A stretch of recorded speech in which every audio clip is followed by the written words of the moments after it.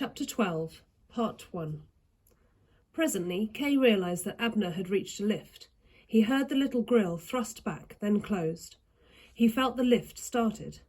Presently, it stopped at the top of the shaft. Abner came out into what Kay judged to be Abner's bedroom. "Hooray, hooray," Abner caroled. "No more of the worry of thinking of all these fools." He put the box on his table. "There are one or two things I must do," he muttered. "I say, how is it snowing? I wonder what fool left my window open. There is a foot of snow on my pillow.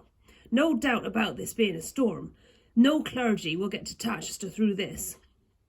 Kay heard him slam the window to and judged, from the muffled sound of the slam, that the snow kept it from shutting. Abner had to clear it before he could snap to the hasp. "Now, wait one moment," Abner muttered to himself. "It might be just as well if I heard what my merry mariners are up to. They aren't exactly the kind of lad to trust further than there's need. I'll tune in the wireless to their mess deck." Kay heard Abner turn a switch. Instantly, from just beside him, as it seemed, there came a confused growling murmur of knives and forks and conversation. Then somebody pounded a bottle on a table and a voice said, "And now, gents, please silence for an intellectual treat.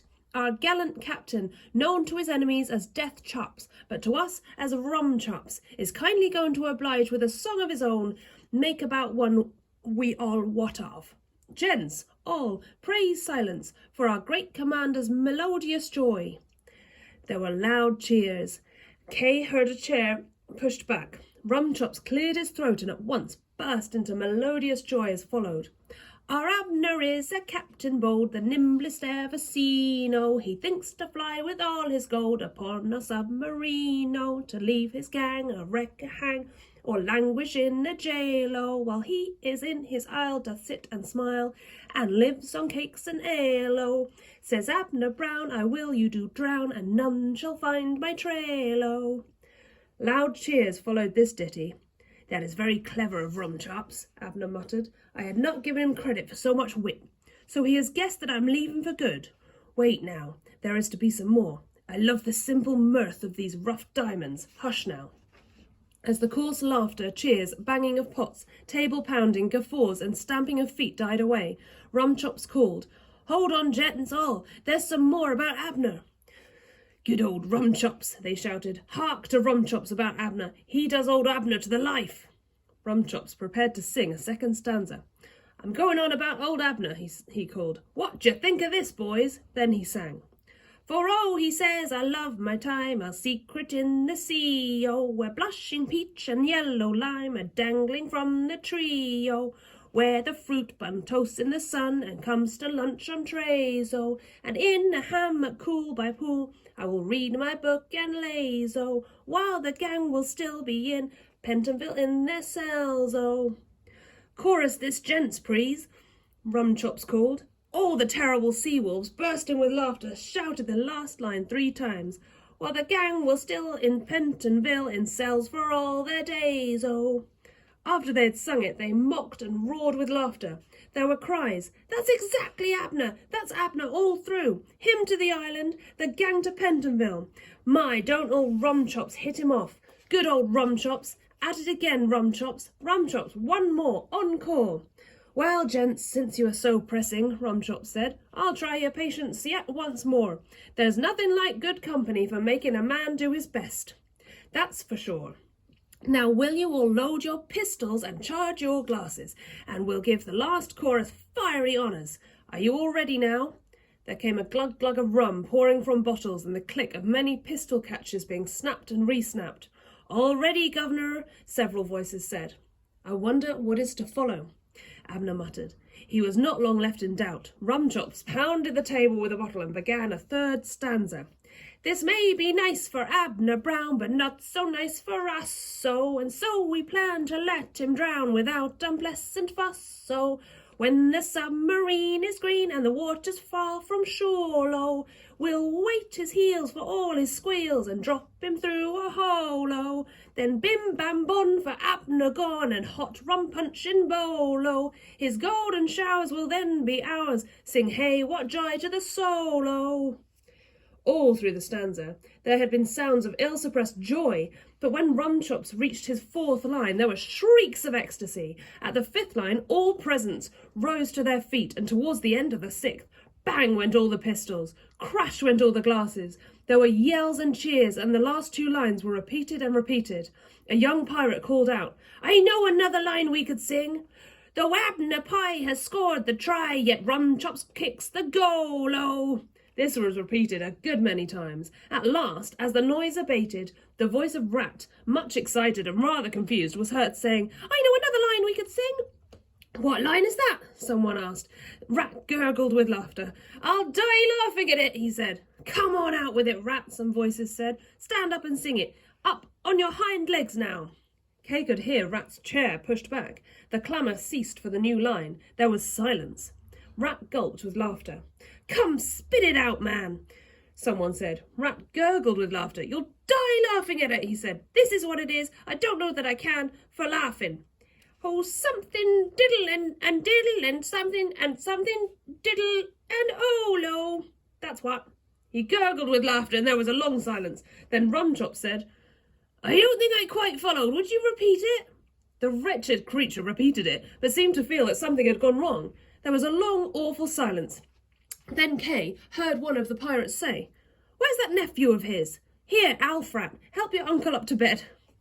Abner turned off the wireless set with a click. "So," he said, "mutiny even here. I rather feared it. No matter, they shall pay the penalty, and I will go to my island by aeroplane. Number 3 plane is at all times ready for the voyage, and these clumsy brutes think to pit their wits against me. So be it. They shall pay dearly. That I promise them. Very good. And now," he added, "now for the great moment. Now for my pouncer. Much as I have suffered from these fools, I have suffered more from my sweet pouncer. But to make sure of my sweet pouncer will be but the work of half an hour." So saying, he left the room, singing a little ditty with a chorus, "Hey, trolley, trolley, lo, do." The clock ticked slowly. It struck for a half hour, then for 10 o'clock, then for 10:30, but Abner did not return. Presently Kay heard the door open. He thought for a moment that it would be Abner returning, but 2 people came in. "You see my bouncer what?" a familiar voice said. "I told you he was going to be putting a double cross on us. There is the boodle, all packed up." "False-hearted, treacherous Abner," the bouncer said. "Ha ha, what?" the foxy-faced man replied. "My master key will soon resolve the matter." Kay heard him unlock the padlock on the chain and unlock the deed box. "Ha ha, you see what?" the foxy-faced man said, thrusting back the lid. "Cat's eyes, diamonds, pearls, emeralds, rubies, everything, even the special blue and yellow sapphires. Never shall he look upon them again," the bouncer said. "Quick, into our suitcase." The pair had a suitcase. "They're going to fly together," Kay thought. In their hurry and excitement, they did not notice Kay, but they thrust bag after bag of jewels into the suitcase. "Wait, you have left something," the bouncer said. "Ah, it's only a bit of rag," the foxy-faced man answered. It was not a bit of rag. It was a poor trembling Kay at the bottom of the box. The foxy-faced man picked him up between thumb and forefinger and pinched him into the grate, where luckily he fell into the ashes, not into the fire. "It was only a bit of old chamois," the foxy-faced man said. "A bit of jeweller's rag. Now we have better be off." "Wait," said the bouncer. "Fill up the box with coal." "My Sylvia, what an inspiration," the foxy-faced man said. "Never was your equal born." Nimbly, he placed some big lumps of coal from the scuttle inside the deed box. Then he carefully muffled their jolting with a towel and a tablecloth. "My dear child, you think of everything," the bouncer said. "Who would not, inspired by Sylvia?" he answered, taking up the keys. "Now, swift, there it is locked. There is the chain, and there, finally, the padlock, beautiful, and no traces left." "And now away, my child," the bouncer said. "Wait yet, my Sylvia," the foxy-faced man answered. "He has put old Joe in one of the dungeons. We must set old Joe free first. Did you ever see his zoo?" "I never did," the bouncer said. "You shall now," the foxy-faced man said. "We'll have time before the police are here." Kay saw them work the mechanism of the lift and disappear within it. As soon as they were gone, he crawled out of the grate, which was unpleasantly hot. He was half stunned by his fall into the grate and half choked by the ashes. He was too miserable at the loss of the box to mind these things. All that he could think was, Now I shall be tiny like this, unable to help those people who will all be drowned, and for my own part I shall be burned when he sets fire to the house." He was crouching in a corner of the room when he heard the lift drawing near. Sylvia, Charles and Joe came out. Sylvia was wearing 9 diamond necklaces. Kay saw that the suitcase had gone. Joe carried a small bag. Charles had a big dressing case. "They have repacked for their journey," Kay thought. "There's the box that he packed the boodle in," Charles said, pointing to the deed box. "I'll boodle him the booty," Joe said. "What can I do against him, I wonder?" "Oh, come along, Joe," Charles said. "I'll kick my boot through his window first," Joe said. He kicked through each pane. Snow came driving in a cloud. Sylvia Pouncer peered into the fireplace. "Didn't you throw away a bit of chamois, Charles?" she asked. "I'd like it now if you could find it to give my diamonds a rub with." Charles peered into the grate beside her. "It was just a bit of dirty chamois," he said. "Like a little rag, what? I'm afraid it went into the fire and got burned. It doesn't seem to be there now. Perhaps we'd better come along now. Come along, Joe." "No, wait 1 minute," the Pouncer said. "For perhaps it didn't go into the grate, but beside the fireplace here. I thought I saw it, to tell the truth." She poked about, quite close to Kay, but luckily didn't see him. "If it's chamois leather that you want," Joe said, "you'll find a piece in the kit box in the aeroplane, and that would do." "Yes, that would do," Charles said. "We had really better go." They stole out of the room and were gone. "I shall never find the box again now," said Kay. If it's in the deed box, Abner will find it, as the boy said he would. If it isn't in the deed box, it is probably in one of those bags that they're carrying.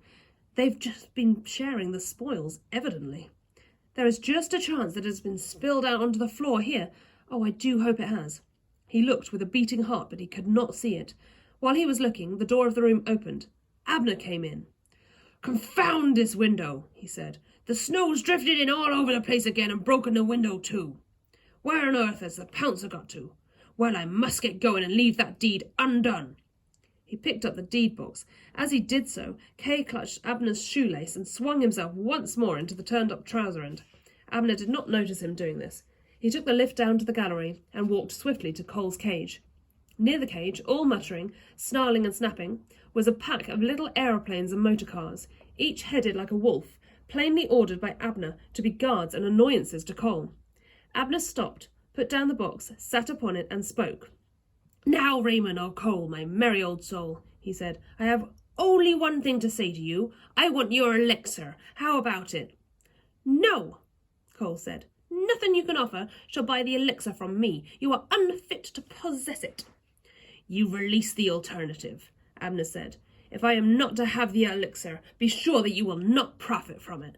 You see this iron wheel in the rock face? It works sluices, by which I can flood these cellars at will. I think the elixir would hardly preserve you from 20 feet of water, chained as you are." "Whether it will preserve me or not," Cole answered, "will be known later.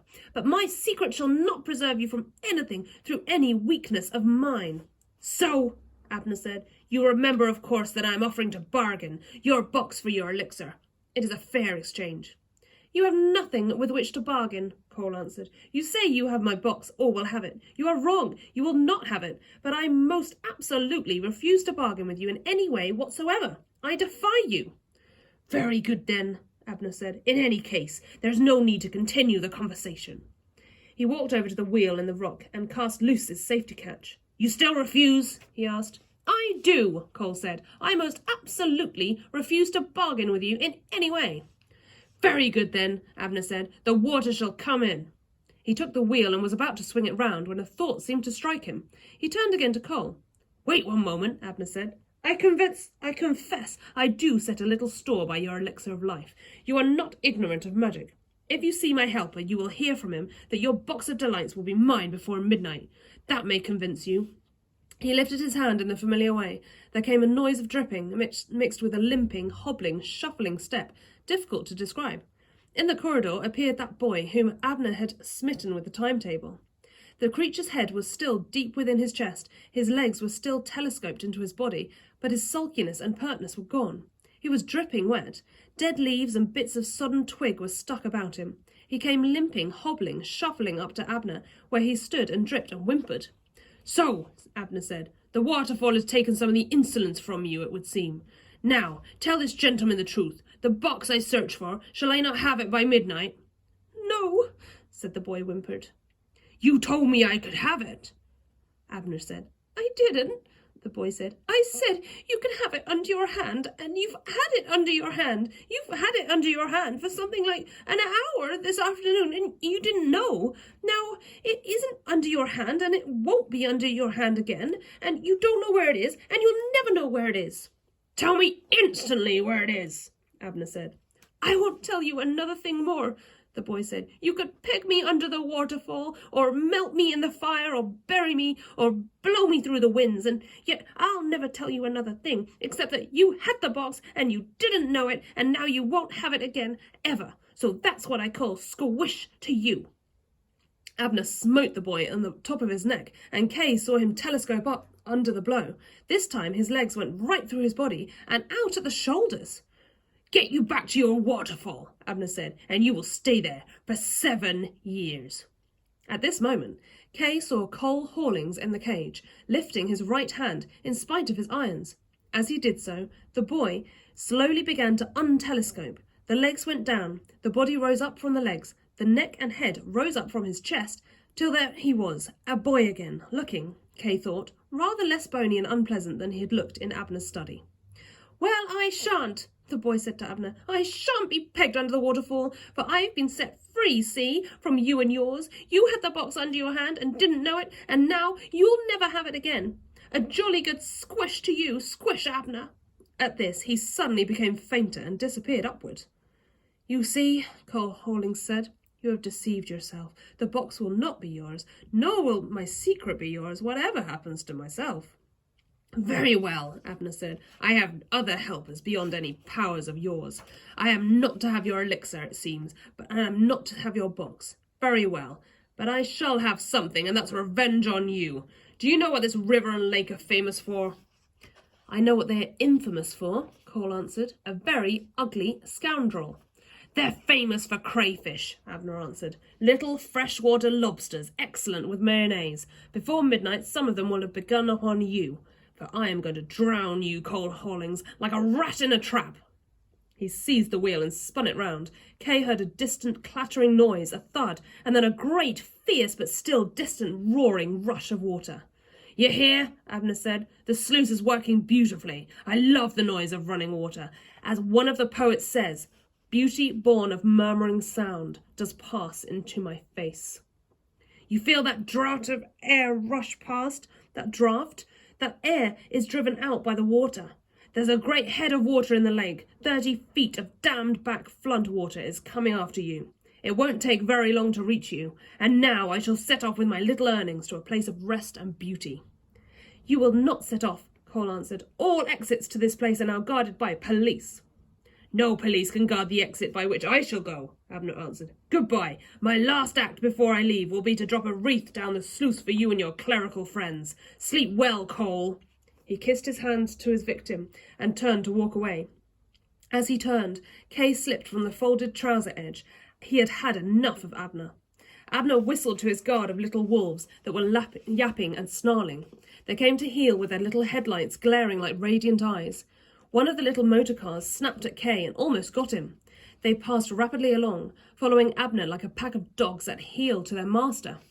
From far away, Kay heard something give way in the intake of the water. The rush of flood water increased suddenly threefold. "Mr. Hawlings," Kay said. "Mr. Hawlings." "Is that you, Master Harker?" Cole said, leaning towards the bars of his cage. "If I were you, I wouldn't keep that size, Master Harker." "Mr. Hawlings," Kay said, "I have lost your box. I had it. It was shaken out of my pocket somewhere, and now I can't get back to my proper size." "That's a pity," Cole said. "You're not much bigger than my thumb." "Yes, and the water's roaring in," Kay said, "and he's got you all chained up in here in these caves. How can I help?" "I told you, Master Harker," Cole said, "that the wolves were coming very close, and now they are here." "Could you suggest something, Mr. Cole, please," Kay said, "that I could do to help?" "It's not so easy, is it?" Cole said. "Rock-hard floor, hard rock ceiling, and thick iron bars in the walls. From the sound of the water, too," Cole said, "the lower cellars are pretty near full up already. There's a lot of water coming in, and it's nearly here, mark me. The air hasn't been coming past in such a draught for some minutes. Do you remember the time, Master Harker, Cole said, when the wolves came very close at Seekings, yet I got away? I do indeed, Kay said. Could you do something of that sort now? Why, I'm not so sure, Master Kay, Cole said. Have you such a thing as a pencil and a bit of paper? No, I have not, Kay said. That's a pity. But if you'd come up to my cell here through the bars, that's the style. Well climbed indeed, sir. Now, you can see in the corner there my coat that they took from me. I can't reach it. I am chained. If you can rummage in the pockets, you should be able to find a bit of paper and pencil. Kay went to the corner of the cell. There was Cole's coat tossed in the corner. To such a tiny being as himself, it looked like the mainsail of a line of battleship. Sticking with one of the pockets was a piece of timber, which looked like a bridge pile, sharpened for driving, or a newly cut larch sapling. Near it was a pocketbook some 4 times bigger than himself. I can't use these, Kay said. I can't lift the pencil, nor open the pocketbook. Get down the pocket, Master Harker, Cole said, for inside, if you grope, you may find a bit of lead that was broken off and a crumpled sheet or 2. Kay crept into the pocket.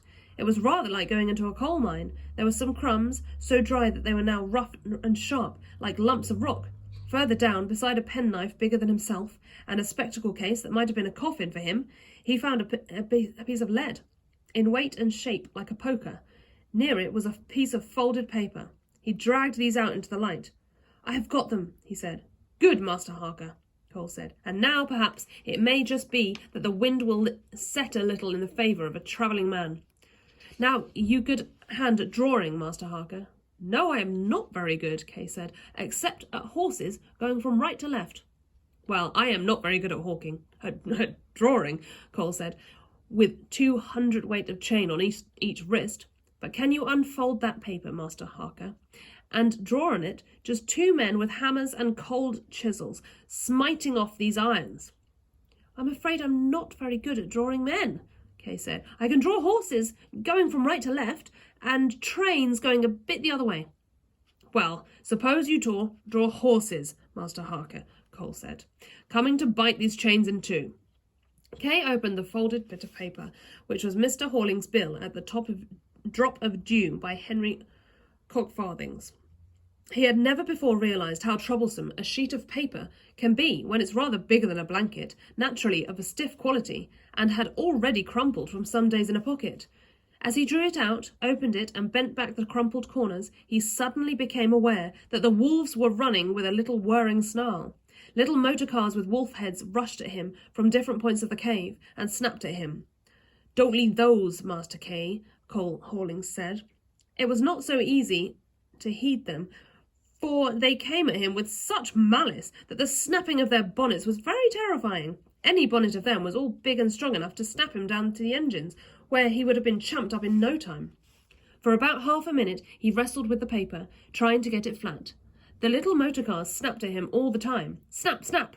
One of them would run behind him and snap his ankles, while another darted at him to bite his toes. Then he realised that though they snapped very near, they never really bit him. He himself was in some way safe. They could only annoy and hinder. Presently, he straightened out one corner of the paper. Instantly, one of these snapping motor cars rushed over it and crushed it back. Hit them with the pencil, Master Kay, Cole Horling said. This was very much like saying, hit them with the lamppost, or whack them with the telegraph pole. I don't think I can lift the pencil, Kay said. It's too heavy. Well, try now, Cole said. Kay tried, and to his great delight, found that he could lift this great fir tree of a pencil.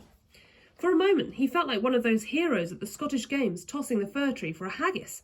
As the motor car came at him once more, trying to force the paper from under him, he smote the bonnet a lusty blow. The car at once upset and rolled over and over and over with a puncture in all 4 wheels. A little whimper of pain came from its klaxon, and the other little wolf motor cars drew to one side and clashed their bonnets at Kay. Snap, snap. Now draw, Master Harker, Cole Horling said. 2 horses coming to bite the chains in 2. Do you mean coming head on? Kay said. I don't think I have ever drawn horses coming head on. I always make them look so like cows. Well, try it, Master, Cole said. Kay went at it with a piece of lead like a poker on the crumpled paper, big as a blanket, which kept rolling up and hitting him. Somehow it seemed to him that what he drew was, for once, rather like a horse. Then suddenly, at him out of the air with a whirring yap, came little aeroplanes with heads like wolves. They snapped their propellers at him and tried to knock the lead from his hand. This was very much worse than being attacked by hornets, and while he was dodging their attacks, the wolf motorcars began again. "Bat them with the pencil, Master Harker," Cole said. Kay put down the lead and seized the pencil, but the creatures were as cunning as wolves. They skipped away. When he put down the pencil, they were at him again, the motors snapping at his heels, and the aeroplanes all around him. Kay lifted the lead with which he was drawing and smote with it on the propeller of one of the aeroplanes. The propeller snapped, the aeroplane crashed into two others. They spun round and round in flames and set fire to one of the motor cars, which exploded. "That's the way, Master Harker," Cole said. "Now the other horse." The wolves stood aside while Kay finished the second horse. "There you are, Master Kay," Cole Holding said. "You come over to my side now a moment and stand that paper up on its end so that we may take a good look at it." Kay propped the paper on its end and stood beside the old man, who was indeed laden down with chains. There were great shackles on his ankles and knees, which were chained to ring bolts in the stone. A great weight of chains secured his wrists to his ankles. "Watch the paper, Master Harker," Cole said. "Don't heed the chains." Kay looked at the horses in his drawing.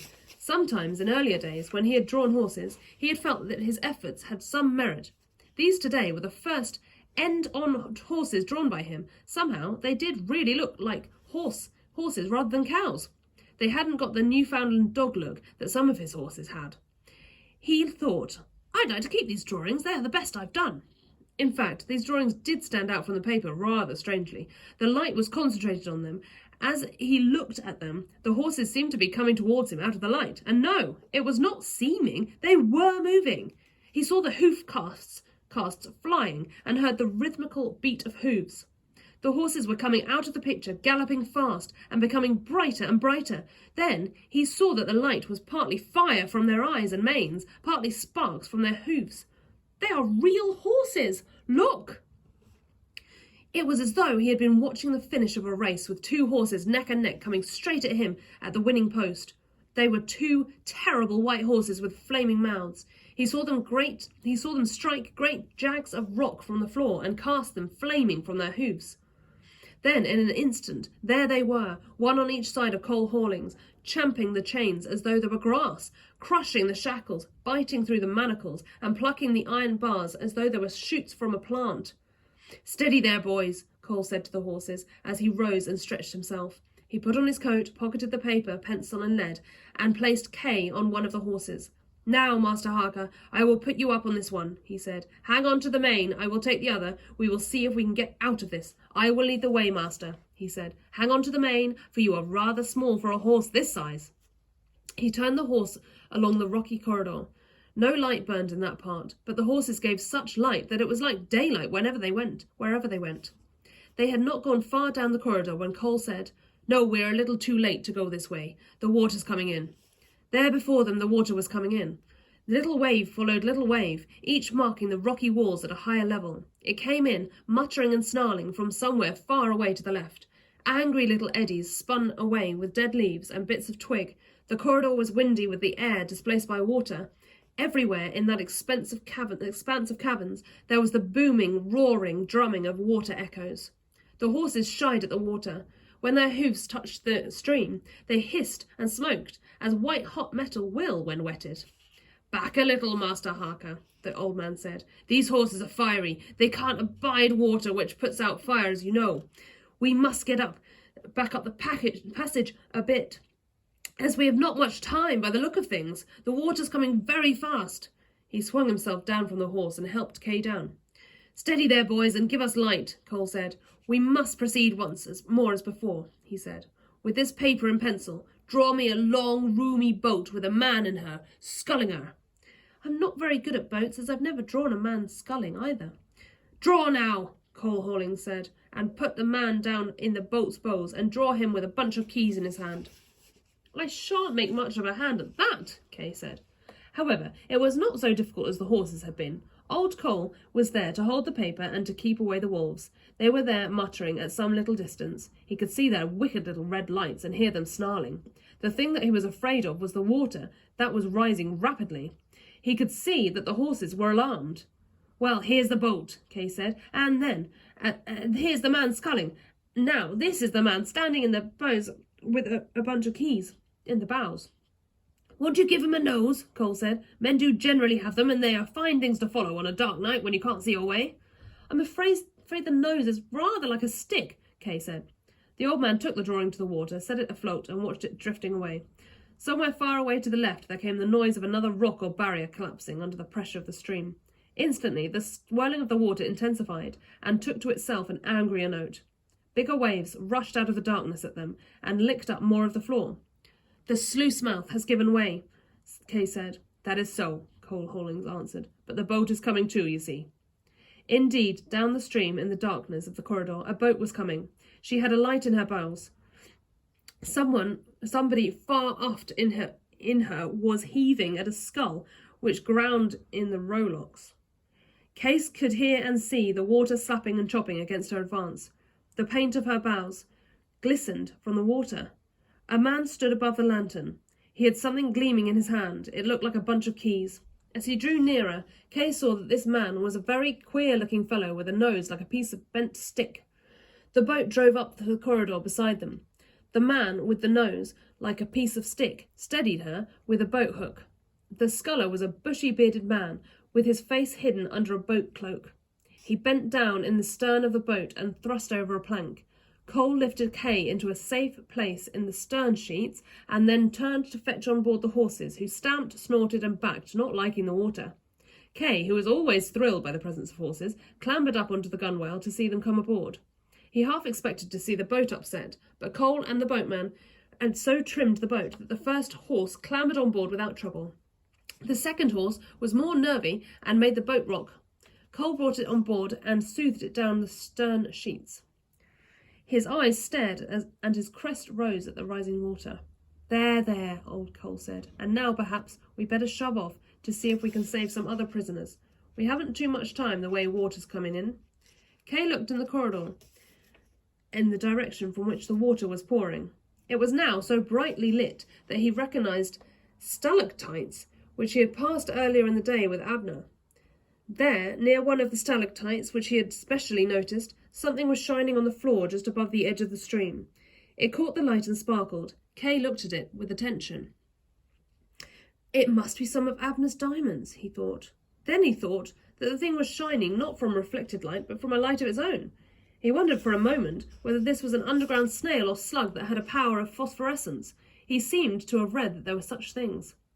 Then the lipping water touched it, and he seemed to lick it away an inch or two. Then, as the next gush of water came, it sidled from its place into the current, drifted a couple of feet towards them, stuck in an instant, and then came dallying along to the edge of the stream. Oh, Kay said. Look, it's your box. However did it get there? The foxy-faced man must have dropped it. That's what it is, old Cole said. And what quick eyes, Master Harker.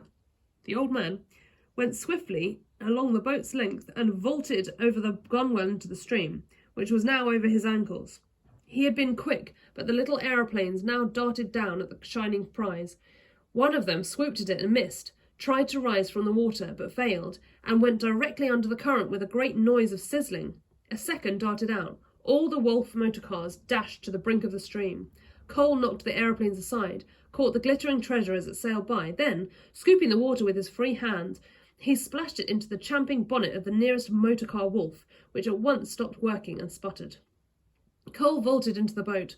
Shove off, he said. He reached to Kay, and at a touch restored his shape.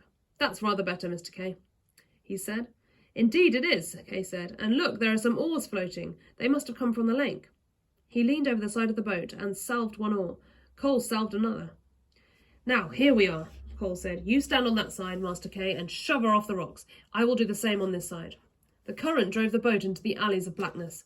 The gallery in which they were floating was now almost full. They had to stoop to avoid the roof. Often they snapped off the stalactites as they passed. The boat drove into another gallery. There, clinging to a stalactite, submerged up to the waist, was a drenched and sodden rat, crying, Pity a poor drowning man, an old naval pensioner, what give his youth for the Empire. The man with the boat hook said, I'll fetch that chap a clip as we pass. No, Kay said. He will help us to find the prisons. Cole Hawlings leaned over and pulled the rat on board with his mangy collar.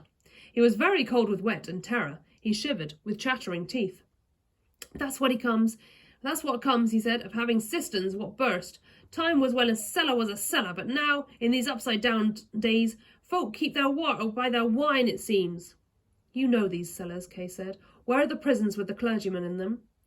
Would they be what you call religious parties? The rat asked. They're along here, quite close. I was having as nice a little bit of religious biscuit as I ever ate out of one of their pockets when this water came in, and I had to leave it. That's life, that is. A poor man works for 5 years and gets nothing. Then, when he gets a bit of biscuit, the cistern bursts, and such is life, that's what. They were along here, Kay asked, pointing into the cave. They were along there, the rat said. So was the biscuit, but the biscuit will be pulped by this. Religious party's not much better. And my young nephew Alf, he will have water in his works too. I shouldn't wonder which would be a loss. As pretty as a young larcener he was, as ever I tried. So the judge said, I suppose you ain't got a bit of bacon rind you can give a poor man? No, we haven't, Kay said.